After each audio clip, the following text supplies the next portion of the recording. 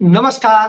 आप देख रहे हैं लाइव हिंदुस्तान चर्चा। मैं अजय शुक्ल इस चर्चा में आप सभी का इस्तकबाल करता हूं। आज की हमारी चर्चा का विषय है कि हरियाणा में किसानों का विरोध क्या खट्टर सरकार पर भारी पड़ने वाला है। क्या जो कुरुक्षेत्र में जिस तरीके से लाठीचार्ज हुआ, जिस तरीके से किसानों ने इसको लेकर के तमाम जगह जाम पूरे हरियाणा में लगा रखा है, तमाम टोल प्लाजा पे, दूसरी जगह, और इसका लगातार विरोध हो रहा है। एमएसपी पर सूरजमुखी की खरीद को लेकर के जो है आंदोलन था, और इस आंदोलन में कुछ गलतियां मैं किसानों की भी मानता हूं कि उन्होंने एनएच क्यों जाम किया, नहीं करना चाहिए था, क्योंकि तमाम सारे इंपॉर्टेंट लोग जाते हैं, उसकी बजाय दूसरी तरीके से दूसरी जगह कर सकते थे। तो वो चीजें निश्चित रूप से, लेकिन इसके बावजूद वो कुछ ऐसा तो नहीं मांग रहे थे, अपना हक मांग रहे थे। आखिर ये क्यों हुआ, इसको लेकर के पूरी राजनीति गरमाई हुई है, पूरे हरियाणा में इसको लेकर के बवाल हो रहा है। इसी पर चर्चा के लिए हमारे साथ एक पैनल है जिससे आपका तारुफ कराते हैं। हमारे साथ में भारतीय जनता पार्टी से डॉक्टर आनंद संवरिया साहब हैं, हमारे साथ में वेद प्रकाश विद्रोही जी हैं कांग्रेस पार्टी से, हमारे साथ में पवन बंसल है, वरिष्ठ पत्रकार है हरियाणा के, हमारे साथ में उमेश भाटी है जेजेपी से, हमारे साथ में अर्जुन सुडैल है हमारे साथ ये इनेलो से, और हमारे साथ में नरेश शर्मा है आम आदमी पार्टी से। मैं शुरुआत सबसे पहले डॉक्टर आनंद सांवरिया से ही करूंगा। डॉक्टर साहब, आखिर क्या वजह है, किसानों से क्या ऐसी तकलीफ है कि इस तरह की स्थिति आ रही है और बार बार उनके साथ में ये अन्याय हो रहा है आपकी सरकार में? जी डॉक्टर साहब। जी अजय जी, देखिए, हमें किसानों से कोई बैर भाव नहीं है। किसान हमारे धरती पुत्र हैं, और हरियाणा में तो जो किसान है वो जितनी मेहनत करके भारतवर्ष के कटोरे को, पूरा फूड बाउल को भरता है, हम उनको नमस्कार करते हुए नमन करते हैं। बट मैं ये, और जितना कुछ हमारी सरकार ने 9 साल में, चाहे वो केंद्र में हो चाहे वो हरियाणा में हो, किसानों के लिए जितना वेलफेयर के स्टेप्स लिए हैं, आज तक कभी भी नहीं किसी ने लिए। किसानों के लिए पानी का बंदोबस्त करना, बिजली का बंदोबस्त करना, यूरिया के लिए जहाँ लंबी लंबी लाइनें लगती थी और गोलियां चलती थी, उस यूरिया के संकट को खत्म करना। और देखिए, किसानों के लिए अगर कोई सम्मान निधि की बात सोची है तो नरेंद्र मोदी जी के नेतृत्व में एनडीए की सरकार ने ही सोची है। हरियाणा में और बाकी स्टेट्स में भावांतर स्कीम लेकर के आए हैं, ताकि किसान को जो लॉस होता है उसको कंपनसेशन हो जाए। जो सम्मान निधि की बात मैं बता चुका हूँ यहाँ पे, समय समय पर एमएसपी के ऊपर भी वृद्धि की जाती है। आज ही धान के ऊपर 138 रुपए की वृद्धि की गई है।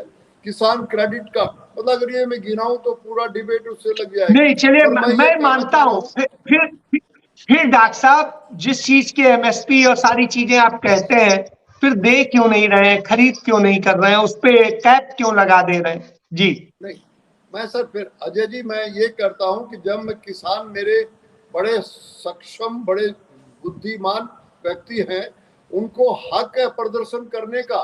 लेकिन मैं ये कहना चाह रहा हूँ, सुप्रीम कोर्ट जो हमारा सबसे बड़ा न्यायालय है, वो बार बार हर एक एग्जीक्यूटिव, हर एक स्टेट को हुक्म देता है कि जो सड़कें हैं जिसपे आवाजाही होती है लोगों की, उसको कहीं भी रोका ना जाए, चाहे वो पंजाब हो चाहे वो हरियाणा हो, कहीं कहीं पे नहीं।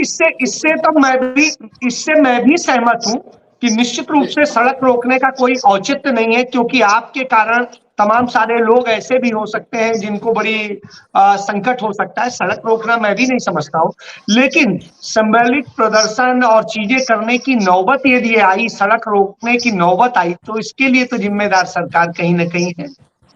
नहीं, मैं मान रहा हूँ। देखिए, जितनी हमारी सरकार जो है किसानों के मुद्दे के लिए सेंसिटिव है, मैंने बताया है।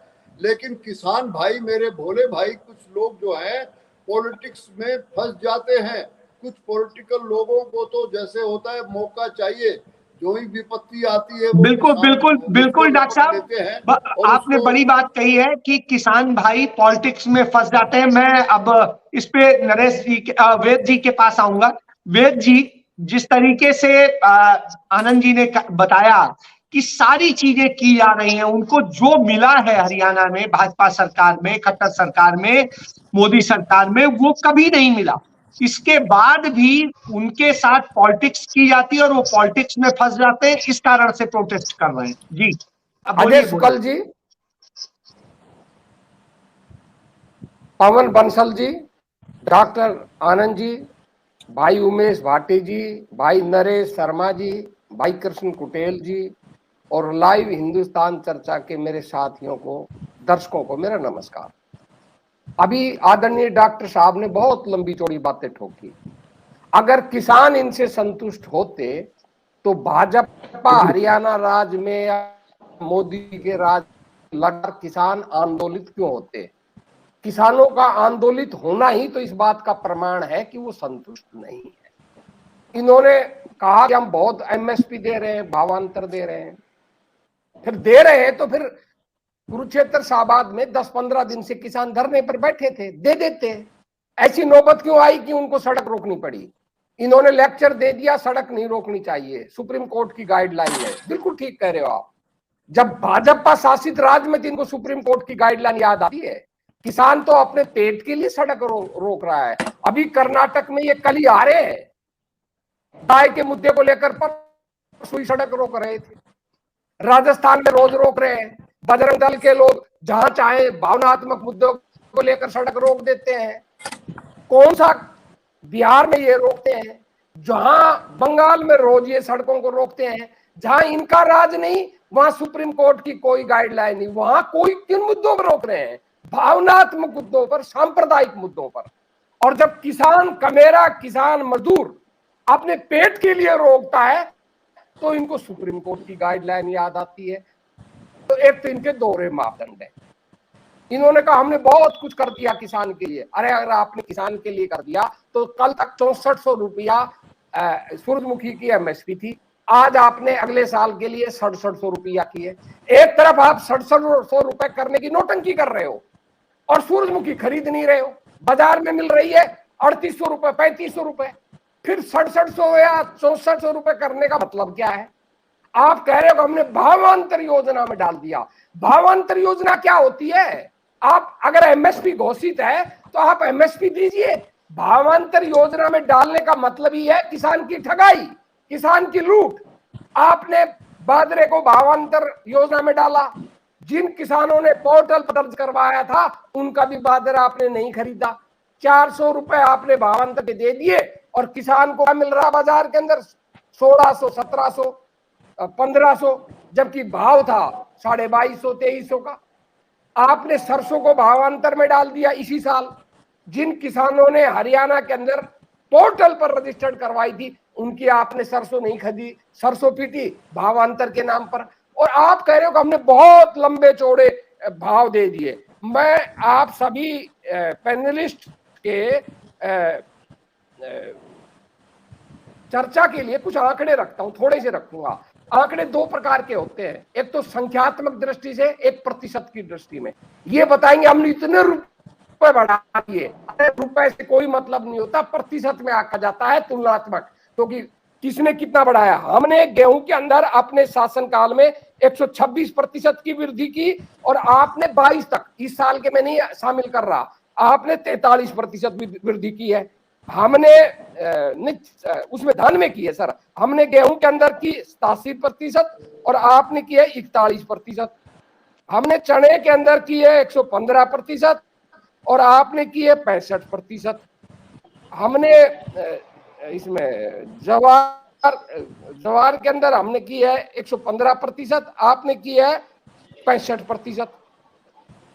हमने मक्का के अंदर की है 143%, आपने की है 41%। हमने उर के अंदर की है 90%, आपने की है 73%। एक फसल है जिसमें आपने हमसे ज्यादा की है, वो है बाजरे की फसल। बाजरे की फसल को छोड़कर आपने कांग्रेस जमाने के तुलना में कहीं भी फसल के भाव की बढ़ोतरी ज्यादा नहीं की है। और आप लोगों को बरगलाते हो, लागत मूल्य के अंदर हेरा फेरी करते हो। आंकड़ों के अंदर हेरा फेरी करके कहते हो हमने लागत मूल्य से ज्यादा भाव दे दिया, जबकि वास्तविकता क्या है कि आप लागत मूल्य से कहीं कम भाव दे रहे हैं। और उसका मैं प्रमाण बताता हूं आपको। देश भर के अंदर किसानों पर 78,000 रुपए प्रति व्यक्ति कर्ज है, प्रति किसान कर्ज है।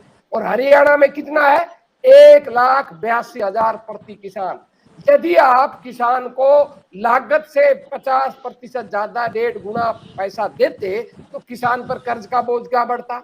आपने कहा यूरिया की लाइन नहीं लगती, डीपी की लाइन नहीं लगती। आप भी पत्रकार हैं, दूसरे भी भाटी साहब भी खुद किसान भी है, अपने दिलों पर हाथ रख कर कह दो कि भाई क्या आज इसी फसल के अंदर जब बिजाई हो रही थी रबी फसल की, क्या किसान को खाद मिल रहा था? क्या लाइनें नहीं लग रही थी? क्या ब्लैक के अंदर खाद नहीं मिल रहा था? ये समस्या कांग्रेस के जमाने में भी थी और आपके जमाने में भी थी। हाँ, मैं ये कह सकता हूं कि कांग्रेस के जमाने में कुछ ज्यादा होगी, आपने कुछ थोड़ा उसको सुधार किया होगा।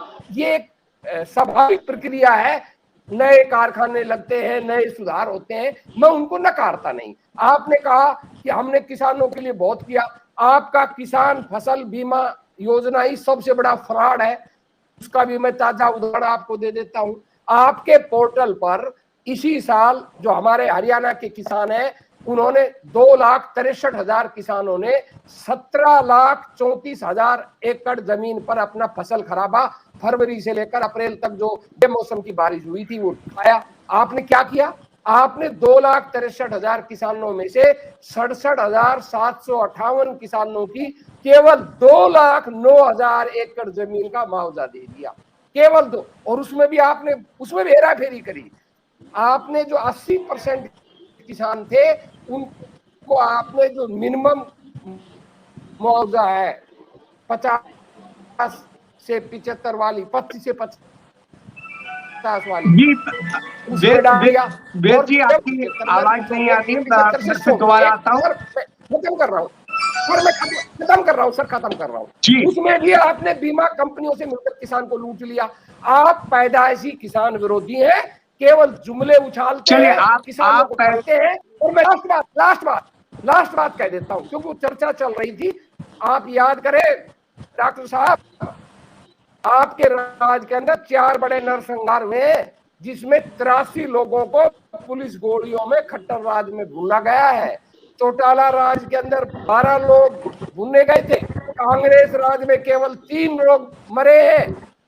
आप तुलना कर ले, तब से हरियाणा बना है, तब से इतने बड़े नरसंहार, चलिए विकास हो रहा है वेद जी। आप किसानों को लाठी से भी मारते हैं और जेल में भी डालते हैं और जुमलों से ठगते हैं। जी मैं अर्जुन जी के पास जाऊंगा। अर्जुन जी, जिस तरह से वेद जी ने बताया, जिस तरीके से डॉक्टर सांवरिया साहब ने बताया, उसके बाद में आपको लगता है कि जो खट्टर सरकार जिस तरीके से किसानों के लिए इतनी संजीदा है, इतना काम कर रही है, इसके बाद में किसान क्या जबरदस्ती उनको बदनाम करने के लिए तो नहीं कर रहे हैं? जी अर्जुन। देखिए अजय जी मेरी आवाज मिल रही है आपको? जी जी।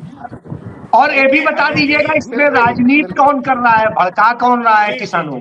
जी अजय, देखिए जिस तरह डॉक्टर साहब ने बड़ी बड़ी बातें की, हमने किसानों के लिए 9 साल में ये किया। आपने कल ही देखा है, परसों की क्या हो रहा है किसानों के साथ। जिस तरह से आपने कहा कि रोड जाम करना कहीं ना कहीं किसानों की गलती मानी है, लेकिन वो किसानों की गलती नहीं है अजय जी। आप एक चीज देखिए, किसान जाएगा कहाँ? सरकार के साथ सिर्फ एमएसपी की खरीद, सरसों की जो सरकार ने तय की है, आप मानिए कि एमएसपी जो तय की है वो किसानों ने तो नहीं की, ना वो कांग्रेस ने की, ना वो इनेलो ने की, वो सिर्फ और सिर्फ सरकार ने तय की है एमएसपी। तो एमएसपी पर खरीदते क्यों नहीं? जिस चीज के लिए तय किया गया, किसान आंदोलन में जिस तरह से नरेंद्र मोदी जी से लेकर के, खट्टर जी से लेकर के, भारतीय जनता पार्टी का एक एक कार्यकर्ता कहा करता था कि एमएसपी है, एमएसपी थी, एमएसपी रहेगी। वो एमएसपी कहाँ है? 6400 रुपए में खरीदे, 6400 रुपए में एमएसपी सरकार ने तय की हुई है, उसमें खरीदे। इस चीज का जवाब डॉक्टर साहब दे। दूसरी बात, डॉक्टर साहब ने यूरिया की बहुत बड़ी बात करी। मैं यूरिया की बात कहूं, ये ऐसा भी पहली बार भारतीय जनता पार्टी की सरकार में हो रहा है कि आधार कार्ड लेकर के एक आधार कार्ड पर एक यूरिया का कट्टा दिया जा रहा है। और मैं आपको अगर बात बताऊं, यमुनानगर में प्लाई बोर्ड की बहुत बड़ी इंडस्ट्री है और खुद इनके लोग, सरकार में बैठे लोग इनके, वो लोग यूरिया का ब्लैक फैक्ट्री में कर रहे हैं। फैक्ट्री में यूरिया 1000 से लेके 1200 रुपए तक कट्टा बिकता है और लोगों को यूरिया के लिए लंबी लंबी लाइनों में लगना पड़ता है। यूरिया की जो बड़ी बातें कर रहे थे, और किसानों के लिए उन्होंने क्या कहा। आप सरसों की बात कीजिए, अपना सरसों कितनी होगी, लगभग 4 लाख क्विंटल पैदावार इस बार हरियाणा प्रदेश में सरसों की हो रही है, और खरीद कितनी रही है सरकार, 50,000 क्विंटल। तो कई तरह की बातें हैं। ये सरकार, मैं तो ये चाहता हूं कि अगर सरसों की बात पर ये सारा मुद्दा चला है, अगर सरसों को भी आड़ती के थ्रू सूरजमुखी किसान की सूरजमुखी जी सूरजमुखी की अगर हम बात करें, तो सूरजमुखी की अगर हम बात करें, सूरजमुखी को भी आड़ती के थ्रू खरीदा जाए। सरकार खुद हैपड़ द्वारा खरीदारी कर रही है, उसमें वो पहली बात तो इनके खरीद केंद्र ही नहीं है। 7 से 8 खरीद केंद्र पूरे प्रदेश में है। क्या 7 से 8 खरीद केंद्रों पर ये सूरजमुखी इस तरह से किसानों की खरीदी जाएगी? क्या किसान अर्जुन जी, तो सभी जगह सूरजमुखी होता भी तो नहीं है। देखिए, सभी जगह नहीं होता, बहुत जगह होता। मैंने जिस हिसाब से बताया, किसान की 8 क्विंटल की इन्होंने एक रखी है कि एक पर एकड़ से 8 क्विंटल गेहूं खरीदी जाएगी, लेकिन किसान के पास 12 से 13 क्विंटल तक की सूरजमुखी खेत से निकल रही है 1 एकड़ से, तो उसको कौन खरीदेगा? एमएसपी की बात, और फिर भावांतर की बात विद्रोही जी ने भी की। भावांतर की अगर मैं बात करूं, विद्रोही जी ने भी आपको बड़ी डिटेल में बताया, लेकिन भावांतर में सिर्फ वो 1000 रुपए देने का काम कर रहे हैं। उससे ऊपर का जो गैप आ रहा है, तब भी एमएसपी तक नहीं जा पा रहे हैं। और भावांतर योजना में पिछली बार आलू की फसल खरीदी गई थी। मेरी 4 से 5 मंडी, जहां शाहबाद की बहुत मंडी, जहां पर सूरजमुखी की भी सबसे बड़ी फसल होती है, वहां पर आलू की फसल भी बहुत होती है। पूरे प्रदेश में आलू की फसल भावांतर पर खरीदी गई थी, लेकिन आज तक एक भी किसान की पेमेंट भावांतर योजना के तहत आलू की फसल की नहीं दी गई। एक भी पेमेंट किसी भी किसान की नहीं हुई। तो इस तरह से बहुत सारी बातें हैं। पार्टी साहब को बता दो कि वहां से आपकी गठबंधन के सरकार के एमएलए हैं, ना तो आपके डिप्टी सीएम साहब का कोई आज तक बयान आया। मैं यही चाह रहा था, मेरा नाम लो आप। देखिए मैं तो लूंगा नहीं, मैं बता रहा हूँ वहां पे एमएलए सरकार के मौजूदा एमएलए गठबंधन के, जो कि कोई किसी को नहीं पूछता, ना उनका कोई बयान आता है। तो इस तरह से किसानों के साथ लाठी चार्ज करने का काम किया। सिर्फ और सिर्फ किसानों को लाठियां ही मिलती है, सरपंचों को लाठियां मिलती है, कर्मचारियों को लाठियां मिलती है। ये लाठियों की सरकार है, एमएसपी के बदले लाठियां देने का। चलिए अर्जुन जी, अब इस पे जेजेपी से ही पूछ लेते, क्यों लाठियां बरसा रहे हैं भाई? आप सरकार में हैं, आप तो किसानों और सबकी बात करते थे, युवाओं की बात करते थे, ना युवाओं को रोजगार दे पा रहे हैं, ना किसानों को एमएसपी दिला पा रहे हैं, ना उनके हक दिला पा रहे हैं, फिर आप किस बात के लिए सरकार में? जी उमेश जी, शुरुआत करने से पहले अजय जी, बस मैं एक ही बात कहना चाहता हूँ कि जब चर्चा शुरू करते हैं ना हम लोग, अब बोल लें, जब चर्चा हम शुरू करते हैं तो एक टाइम लिमिट आप बांध दीजिए, 1 मिनट का, 2 मिनट का, जो भी है ना शुरू में, ताकि हम जो है ना 10 मिनट के अंदर सब लोग चर्चा में आ जाए। उसके बाद दूसरे तीसरे सवाल पूछते रहिए। ऑलरेडी 20-25 मिनट हो चुके हैं। 20-25 मिनट में जो है ना, सबसे पहले जो बात करता हूँ कि हमारा जो देश है उसमें एक ही नारा है, जय जवान जय किसान। ये 2 ऐसी शख्सियत हैं, जो जवान है हमारे और जो किसान है। इनको कैसे भी, किसी भी तरीके से, कोई भी सरकार हो, हम चाहिए कि हम हमारे जवान भी खुश रहें और हमारे किसान भी खुश रहें, क्योंकि जवान और किसान जब खुश रहेगा तभी देश खुशहाल बनेगा। तो मेरी अपनी ये मत है, मेरी पार्टी का भी है कि जय जवान जय किसान का जो नारा है। लेकिन आजकल जो है एक नया नारा निकल के आ रहा है कि किसान है भोला तो कहीं भी करा लो रोला। तो इतना भोला किसान है, आप क्यों नहीं दिला पा रहे हैं भाटी साहब? सवाल ये है, सुन लो ना, क्यों नहीं दिला पा रहे? किसान इतना भोला है अजय शुक्ल जी, किसान इतना भोला है कि इन्होंने क्या, उनको जो है पॉलिटिकली, ये जो जिनके पास में अब कोई मुद्दा नहीं बचा है, जैसे बेटियों पे इन्होंने जो है ना, बेटियों के ऊपर जो है बंदूक लगाकर चलाने की कोशिश की सरकार के ऊपर, इसी तरीके से ये किसान के ऊपर जो है बंदूक लगाकर जो है ये टारगेट कर रहे हैं भाजपा और जगपा सरकार को। लेकिन आपको यकीन है, और ये मैं यकीन भी दिला देता हूं आपको, कि हरियाणा के अंदर नहीं, देश के अंदर भी, देश के अंदर भाजपा सरकार और हरियाणा के अंदर भाजपा जगपा सरकार जो है, सबसे ज्यादा अब तक की अगर हितैषी सरकार कोई आई है तो वो यही सरकार है। किसानों के हित के बारे में सोचना, किसानों के बारे में सोचना। अब मैं भी शुरू हो जाता, बिल्कुल तो ठीक रहता, मैं भी शुरू हो जाऊंगे बीच में। अरे अर्जुन जी एक मिनट बोल लेने दीजिए भाई, बीच में हाँ, मत पूरी बोलिए। बात करने दीजिए, मैं कोई आंकड़ों की बात नहीं कर रहा हूँ अजय शुक्ल जी, आंकड़े बहुत हो चुके हैं। हमारे बड़े भाई विद्रोही जी ने पूरे आंकड़े दे दिए हैं, हमारे अर्जुन जी ने पूरे आंकड़े दे दिए हैं, ठीक है। तो आंकड़ों में हम लगे रहेंगे तो मैं भी आंकड़े दे दूंगा मैं। आप अपनी बात लेकिन कहिए। लेकिन ये आंकड़े बहुत हैं, आंकड़े देने के लिए नहीं है अजय शुक्ल जी, आंकड़ों की कमी नहीं है। और आज का अगर आप पेपर उठा के देखेंगे ना अजय जी, आज पूरी एमएसपी की लिस्ट आई हुई है पूरे पेपर के अंदर, और उसमें सारा पूरा डिटेल में दिया हुआ है कि कितने कितने पिछली सरकारों में था और आज कितनी सरकारों में बढ़ोतरी हुई है और किस किस के अंदर बढ़ोतरी हुई है। घोषणा ये तो खरीद अब शुरू, आप देखिए खरीद पूरी चल रही है, खरीद अजय जी आप जो है पूरी खरीद चल रही है, सरकार खरीदने में लगी हुई है। सबसे ज्यादा अगर खरीद हो रही है तो हरियाणा के अंदर भाजपा और जनता सरकार खरीदने में लगी हुई है। एक एक मंडी में जाकर खरीद चल रही है, ऐसा नहीं है अजय जी की खरीद नहीं चल रही है। पूछ लूंगा सवाल वेद जी, तो इस बात पे आप जो है ना ये मत सोचिए। लेकिन ये एक मुझे आज तक ये बात नहीं समझ आ रही है कि जो बातें चर्चाओं से हो सकती हैं उसके लिए हमें सड़क पे उतरने की क्या जरूरत पड़ रही है, हमें उस पर सड़क पे उतरने की क्या जरूरत पड़ रही है, क्योंकि ये ओछी राजनीति है, ये ओछी राजनीति है, गंदी राजनीति है। क्योंकि कांग्रेस के पास में आज के समय पे मुद्दे नहीं है, लेकिन वो क्या करते हैं कि वो जो है भोले वाले किसानों को लेकर बैठ जाते हैं। और आपने पिछली बार भी देखा अजय जी, जो इतना बड़ा आंदोलन चला किसानों का, ठीक है, उसमें किसानों के साथ हमेशा सरकार खड़ी रही। आज जब वही किसान लोग जब अपने क्षेत्र में पहुंचे और जब इलेक्शन हुए, यूपी के इलेक्शन में देख लीजिए, यूपी के इलेक्शन में अगर भारतीय जनता पार्टी सबसे ज्यादा जीत के आई तो उन्हीं किसान जो वहां बैठे हुए थे ना, उन्हीं के एरिया में सबसे ज्यादा जीत के आई। और चढ़ूनी जी का क्या हाल हुआ है वो सबको पता है, किसी से छुपाया नहीं छुप रहा वो, इनके हालात क्या है। अगर ये लोग इतने ही सक्षम है इन चीजों में तो ये क्यों नहीं जीत के आ रहे वहां से इलेक्शन? क्योंकि सबको पता है कि जो मुद्दे हैं वो गौण हैं, सिर्फ राजनीति चल रही है, इनको यूज किया जा रहा है, मिसयूज किया जा रहा है इनको। तो इसलिए मैं आपको बहुत क्लियर कर दूं कि किसानों की जो हालात अगर हरियाणा में देखें तो हरियाणा में अर्जुन जी, अजय जी को ही काम करने दीजिए। अजय जी का काम है अपने डिबेट को चलाना, और जब सबका चल रहा था 20-25 मिनट से शायद मैं नहीं बोला था बिल्कुल भी। जानता हूँ अर्जुन जी अजय जी सवाल पूछेंगे, मैं उनका जवाब दूंगा, आप भी उसी हिसाब से जैसे अजय जी सवाल पूछे जवाब दे।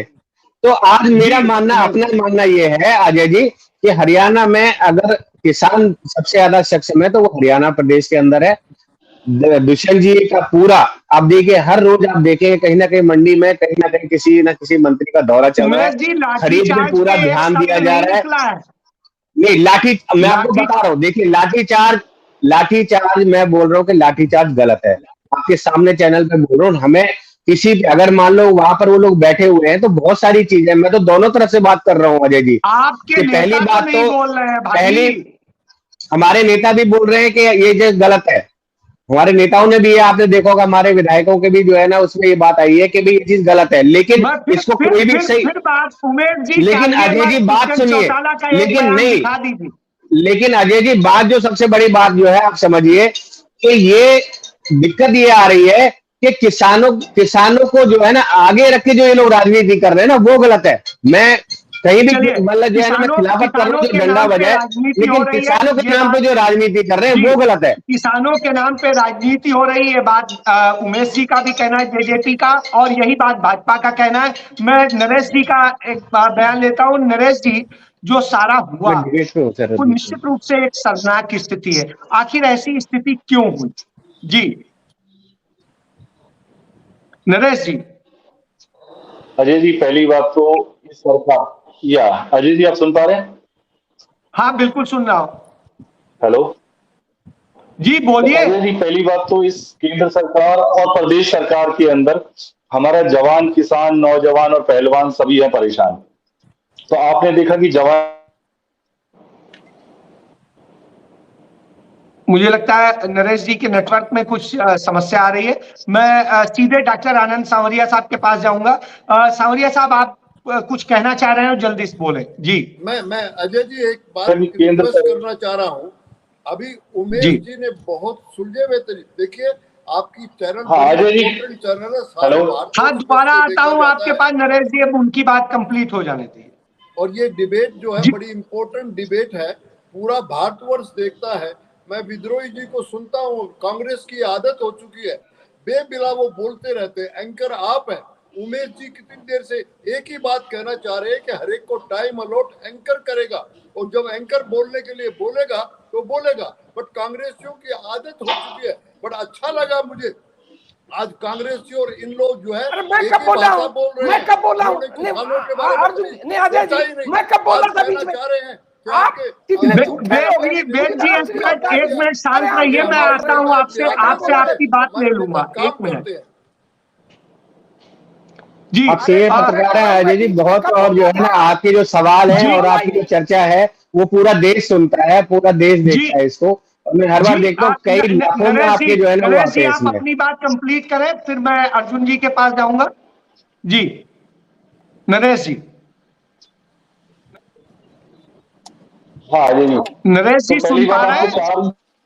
चार ही पॉइंट रखे थे मैंने कि जवान, किसान, नौजवान, पहलवान सारे परेशान।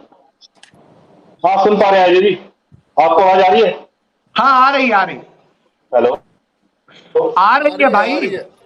हाँ अजय जी सुन पा रहा हूँ मैं। अरे बोलो तो सही, आ रही है, बोलने को कुछ है आपको नहीं। सिर्फ चार पॉइंट बताना चाहता हूँ कि जवान, किसान, नौजवान और पहलवान, हमारे यही चार लोग परेशान है। डॉक्टर साहब एक मिनट बता देता हूँ मैं, कुछ नेटवर्क इशू आ रहा है इसलिए शायद ये प्रॉब्लम आ रही है।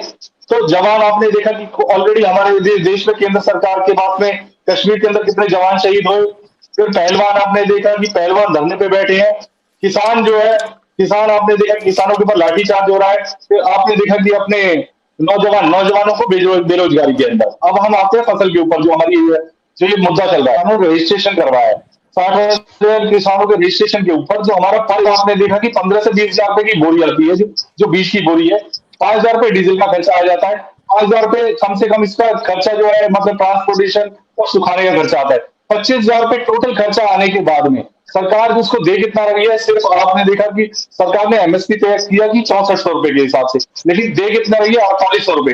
4800 रुपए में 1000 रुपए एडिशनल देने के बाद में 5800 रुपए। लेकिन जो किसानों का जो एक्चुअल कॉस्टिंग है वो भी पूरी नहीं हो पा रही है किसान को, और फिर खरीदने के लिए भी आप तैयार नहीं हो रहे हैं। तो टोटल आपने देखा कि हमारे पास 24,730 मैट्रिक टन जो है टोटल हमारे पास ये जो है नरेश जी, आपकी आवाज में कोई समस्या है, मुझे लगता है नेटवर्क आपका गड़बड़ जिसके है। अंदर जो हमारे 14,060 हेक्टेयर जो है हमारी जमीन के ऊपर। और आप जो क्वेश्चन पूछ रहे थे कि कहाँ नरेश जी, आपका नेटवर्क गड़बड़ कर रहा है, मुझे लगता है जिससे आवाज बार बार कट जा रही है। मैं अर्जुन जी के पास जाऊंगा। अर्जुन जी, नेटवर्क का प्रॉब्लम आ रहा है। अर्जुन जी, जिस तरह की स्थितियां हैं सब बताया, जेजेपी ने बताया, भारतीय जनता पार्टी ने बताया, कांग्रेस ने बताया, आम आदमी पार्टी ने बताया। उस तरह से आपको क्या लगता है कि किस तरह की स्थिति, क्या किसानों के लिए इतना बेहतर माहौल बन गया है? जी देखिए अजय जी, और आप राजनीति कर रहे हैं। कोई भी पार्टी आपने जो ये हुआ लाठीचार्ज शाहबाद में किसानों के ऊपर, इसमें कौन राजनीतिज्ञ आदमी वहां पर था, या किसी ने किसी किसान को कहा हो? सिर्फ और सिर्फ किसान थे, और बहुल्य किसान सूरजमुखी वाले थे जिनकी फसल की खरीद नहीं हो पा रही है। और ये सिर्फ इस सूरजमुखी की फसल की बात नहीं है अजय जी। मैं पिछले 8 साल से 9 साल से एक चीज आप लोग भी देख रहे हैं, आपके चैनल पे और अखबारों में सारी जगह एक चर्चा होती है। जब भी कोई फसल आती है, चाहे वो जीरी की फसल हो, चाहे वो गेहूं की फसल हो, चाहे वो गन्ने की हो, क्या हर फसल के लिए किसान को आंदोलन करना पड़ता है? अपना हक लेने के लिए कोई भी फसल आए उससे पहले या तो किसान हड़ताल पर होते हैं या आड़ती हड़ताल पर होते हैं। गन्ने के रेट लेने के लिए आंदोलन करना पड़ता है। पूरे हरियाणा प्रदेश के शुगर मिलों को बंद करके 10 रुपए का रेट लेना पड़ा, सिर्फ और सिर्फ 10 रुपए के लिए आंदोलन। इसी तरह जीरी के लिए आंदोलन, इसी तरह गेहूं के लिए आंदोलन। तो हर तरह हर फसल से पहले आप एक बार मेरे प्रवक्ता साथी बैठे हैं, सीनियर साथी हैं, तो कोई ऐसी फसल गई हो जिससे पहले आंदोलन ना किया हो? हर फसल से पहले आंदोलन करना पड़ रहा है। और दूसरी बात, राजनीति की अगर बात करें, राजनीति कोई नहीं कर रहा है। आज की तारीख में किसान परेशान है, युवा बेरोजगार घूम रहा है, प्रदेश की स्थिति बदतर है, हालात बहुत खराब है।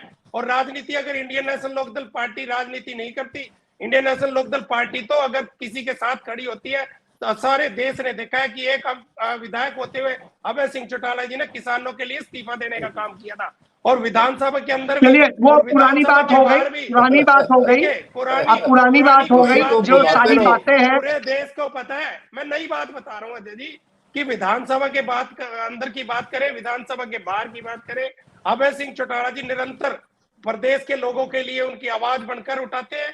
आज भी प्रदेश के गांव-गांव जाने का काम कर रहे हैं, लोगों की बात जानने का काम कर रहे हैं, लेकिन सरकार कहीं पर नजर नहीं आती। सरकार से चलिए, सरकार कहीं पर नजर नहीं आ रही है, ये आपका कहना है। एक और आखिरी बात जी, जेजेपी के प्रवक्ता साथी बोल रहे थे, मैं आपको कल की इनकी कुछ पोस्टें अगर आप फेसबुक पर देखो, इनके बहुत से कार्यकर्ता, इनके बहुत से पदाधिकारी दुष्यंत चौटाला जी को मिल गए और उनको कहा कि आप किसानों के बारे में आइए, कुछ बोलिए।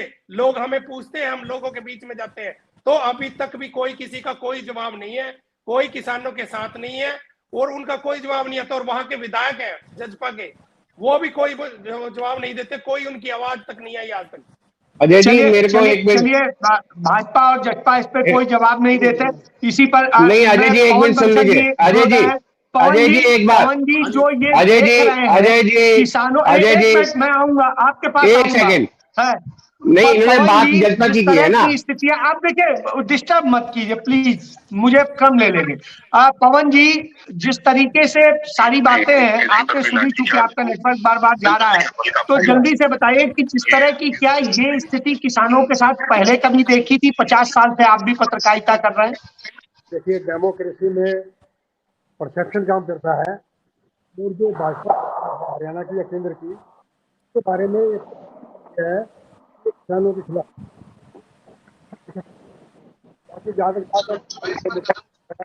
कभी थोड़ा तेज बोलिए, नहीं तो आवाज नहीं आ रही। आज को बोला जी, हर एक किसान मिलता है, कोई भी सरकार हो,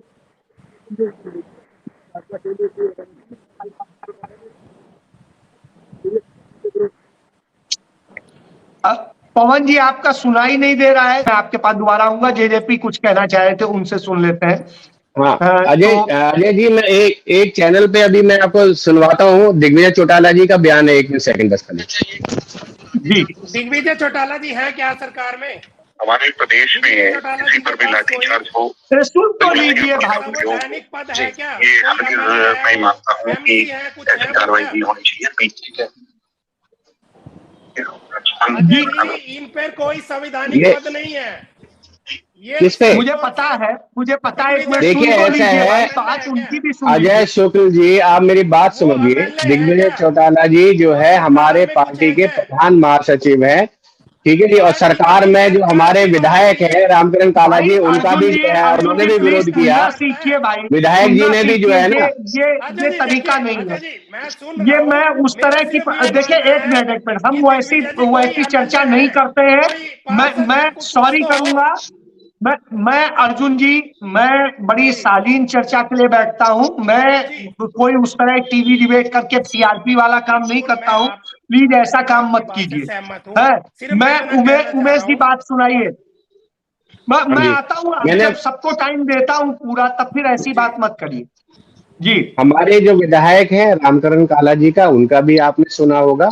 हमारे जो संगठन में प्रधान महासचिव है दिग्विजय चौटाला जी, उन्होंने भी इस बात को रखी है कि हम लोग जो है, जो किसानों पे जो लाठीचार्ज हुआ है, हम उससे बिल्कुल सहमत नहीं है, हम बिल्कुल किसानों के साथ हैं। लेकिन मैं सबसे बड़ी बात जो इस बात को कह रहा हूँ कि आपने, देखिए पहली बात तो अजय जी बात, आप बहुत पुराने पत्रकार हैं अजय जी, आप आज देखिए, आज पत्रकारिता आपकी बहुत पुरानी है, आपका चैनल बहुत पुराना है अजय जी, आपने सारी सरकारें देखी है, आपने कांग्रेस की सरकार भी देखी है, उससे पुरानी सरकार भी देखी है। आज क्या आप बता सकते हैं क्या उस समय पे कोई धरना प्रदर्शन नहीं हुआ? अगर आपको याद हो तो सबसे बड़ा जो दिल्ली में जो धरना हुआ किसानों का वो कांग्रेस के समय पे हुआ, आज तक भी इतिहास है वो। तो इसीलिए ये सब कहना बहुत अपने कहते ना अपने गिरेबान पे झाके कांग्रेस। इंसाफ मिला लेकिन था। आप लेकिन मैं इंसाफ अजय जी मिला मैंने था। अभी क्या आप तो कहा, लाठी के देखिए अजय जी देखिए आप सीधी सी बात है, जो किसानों की जो हालात जो खराब हुए थे कांग्रेस के समय पे, भाजपा और जजपा सरकार उनको सुधारने में लगी हुई है। ये एक दिन की प्रक्रिया नहीं है अजय जी कि एक दिन में ये सब चीजें, ये कहना एक है दिन की उमेश जी नहीं का। है। हाँ जी, एक दिन का समय नहीं है, धीरे धीरे चीजें बढ़ेंगी वो सब चीजें। जी बिल्कुल बिल्कुल। आप बंसल साहब जल्दी से बोलिए अपनी बात। जी देखिए, किसान तो हर सरकार में लुटता आया है, लेकिन जो मौजूदा भाजपा सरकार है केंद्र में और हरियाणा में, उसके बारे में परसेप्शन बन गया है कि किसानों के खिलाफ है। और डेमोक्रेसी में जो परसेप्शन बन जाता है वही काम करता है, आंकड़े काम नहीं करते, कोई सबूत काम नहीं करता, जो परसेप्शन बन जाता है वही काम करता है। अब ये कह रहे हैं कि भाई विपक्ष बेकार है किसानों को, आप ऐसा अवसर क्यों देते हो विपक्ष को, आप किसानों को बुलाओ, उनकी बात सुनो, ऐसा अवसर ही ना दो किसी को बेकारे का मौका मिले, विपक्ष तो बेकाएगा ही बेकाएगा। आप विपक्ष को ऐसा अवसर क्यों देते हो, आप उनकी बात सुनो। बिल्कुल बिल्कुल सही है, उनकी बात सुनो। वेद जी आपका कमेंट इस पर, जो पूरी सारी चीजें आई हैं सामने, तमाम आरोप लग रहे हैं, तमाम बातें हैं, आपने भी बहुत लंबा चीजें देखी हैं, सारी सरकारें देखी हैं। जी वेद जी। देखिए, पहली बात तो मुझे आश्चर्य होता है जब उमेश जी बोल रहे थे, मैं बीच में नहीं बोला, फिर भी भाजपा वाले मुझे ही दोषी ठहरा रहे हैं। ये इनका चरित्र पता चलता है किस फासिस्ट प्रवृत्ति के लोग हैं। मैंने केवल इतनी बात कही थी कि उमेश जी अखबार उठाकर देख लो, कहीं भी आंकड़े नहीं है। मोदी जो आज के आंकड़े हैं वो मोदी जी ने इतने दिए हैं कि भाई लागत कितनी थी और मैंने कितना दिया है, और मैं वो लागत पर मैं पहले ही सवाल उठा चुका हूँ, झूठे आंकड़े हैं, क्योंकि वो C1 फार्मूले के तहत है, C2 फार्मूले के तहत नहीं है, वो किसान को ठग रहे हैं। दूसरी बात, मुझे आश्चर्य होता है जजपा के साथियों पर, जजपा के तो ये लोग इतनी सार्वजनिक बेइज्जती कर चुके हैं, इनका प्रभारी महासचिव ये कह चुका है कि भाई हमने फ्री में इनको समर्थन नहीं दिया, अर्थात मोटा माल देकर हमने इनसे समर्थन लिया है।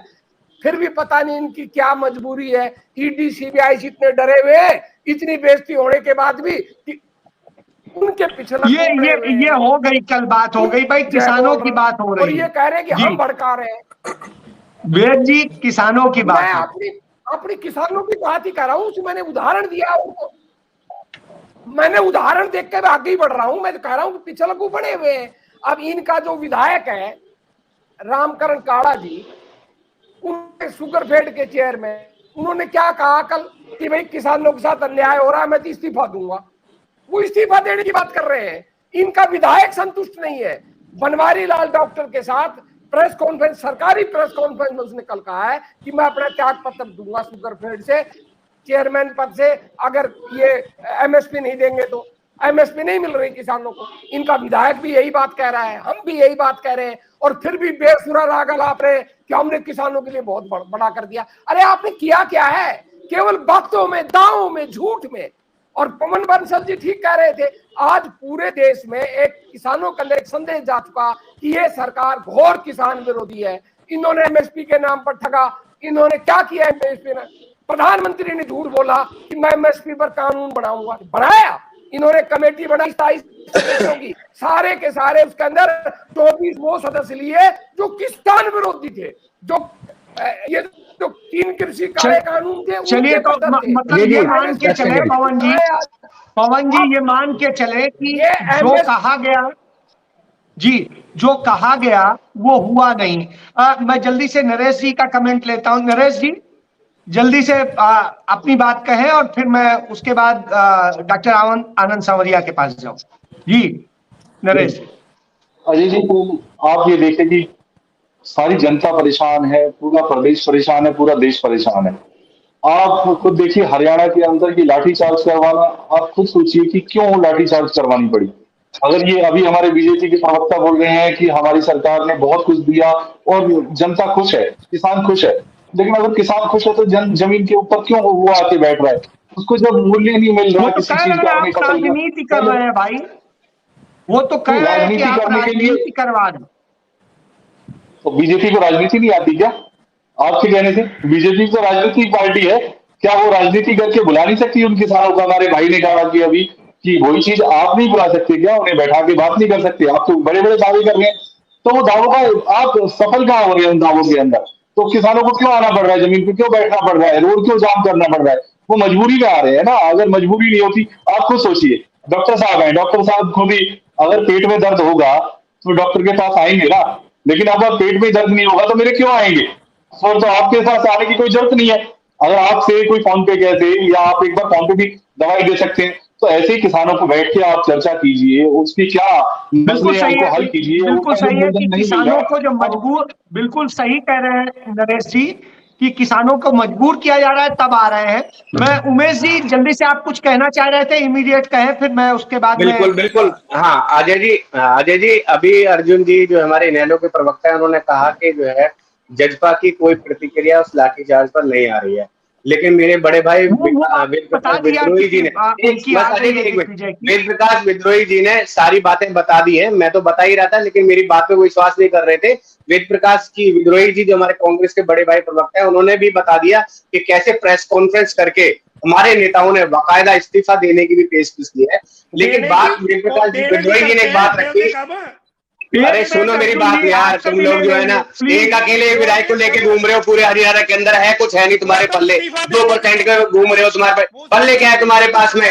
बीच में बोलने के अलावा तुम्हारे पास में जो है ना कि वो भी दे दे, तुम तो दे के बैठे थे, तुम्हारे पास है क्या? तुम्हारे पास में एक विधायक लेके घूम रहे हो तुम, देने की बात कर रहे हैं, देने की बात तो कर रहे हैं, प्रेस कॉन्फ्रेंस कर रहे हैं, किसानों की बात उठा रहे हैं। के पास जाता हूँ। अरे 2% खाली इनेलो की 2% की वोट प्रतिशत रह चुकी है और 2% के पास एक विधायक है और अगली बार वो विधायक भी नहीं रहेगा आपका। तो डॉक्टर साहब बोलिए नहीं है इनके पास में जो है। अजय जी मुझे बड़ा आश्चर्य होता है कि एक आज आपके टेलीविजन के ऊपर कांग्रेसी क्या हो, इन लोग क्या हो, आम आदमी पार्टी क्या है, उनको किसान का प्रेम जाग गया। अरे मैं विद्रोही जी आपसे पूछना चाहता हूं, मैं मानता हूं आपकी कांग्रेस की इमेज एंटी हिंदू है, आप कर्नाटका में गाय काटने को उचित समझते हैं। अगर हम गाय को बचाने के लिए कोई एजिटेशन करते हैं तो आपके दिल पे सांप लौटता है। उधर इन लो वाले जो बात कर रहे हैं, अरे आप किसान का खैर कब हो गए? आप जजपा से हमारे सहयोगी से पूछते हो कि किसका स्टेटमेंट नहीं आया? हमारे नेता स्टेटमेंट नहीं देते, हमारे नेता काम करते हैं। और दूसरा, चलिए डॉक्टर साहब का कहना है कि उनके नेता स्टेटमेंट नहीं देते, काम करते हैं। जल्दी से अर्जुन जी जो बात कहनी जल्दी से कहें, फिर मैं खत्म करूं क्योंकि टाइम ज्यादा हो गया जी। अजय जी देखिए, अभी बड़ी बड़ी बातें कर रहे थे, सिर्फ बात सूरजमुखी की होती है, ये गाय की बात करते हैं। बात सूरजमुखी की खरीद की एमएसपी की होती है, पाकिस्तान की बातें करते हैं।